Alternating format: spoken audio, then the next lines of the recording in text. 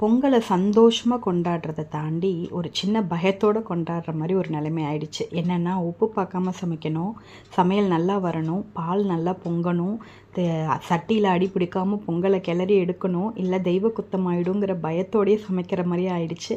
But இந்த தடவை நான் அந்த பயம்லாம் இல்லாமல் ரொம்ப கேஷுவலாகவே செஞ்சேன். அதனால் என்னமோ டேஸ்ட்டு அடிப்பொலியாக இருந்துச்சுன்னு தான் சொல்லலாம். ஸோ பொங்கல் மெனு என்னன்னு பார்க்கலாம். ஒயிட் ரைஸு, அதுக்கப்புறம் எல்லா காயும் போட்ட பொங்கல் குழம்பு. என்னன்னு தெரில, அதில் ஒரு கருவாட்டு குழம்பு டேஸ்ட் வந்தது, ரொம்ப டேஸ்ட்டாக இருந்துச்சு. இதை நான் மாட்டு பொங்கலுக்கு எங்கள் வீட்டில் சாமி கும்பிடுவோம், அந்த டிஷ்ஷஸை தான் இங்கே நான் காமிச்சிருக்கேன். அவரைக்காய் பொரியல், வாழைக்காய் கறி, அதாவது வெங்காயம் தக்காளி சோம்பெல்லாம் அரைச்சி போட்டு வாழைக்காய் கறி. அதுக்கப்புறம் இந்த பிடி கொழுக்கட்டை, இது இன்றைக்கி கண்டிப்பாக செய்வாங்க. இதிலே விளக்கெல்லாம் செஞ்சு வச்சுருவாங்க. இதில் குட்டி குட்டியாக தேங்காய் அரிஞ்சு போட்டு வாயில் சாப்பிடும் போது அது ஒரு பைட் வரும் பாருங்கள், செம்ம டேஸ்ட்டாக இருந்தது. இது கடலைப்பருப்பு ரொம்ப ஊற வைக்காமல் வடை போட்டேன். ஸோ நல்லா மொறுமொறுன்னு வந்தது.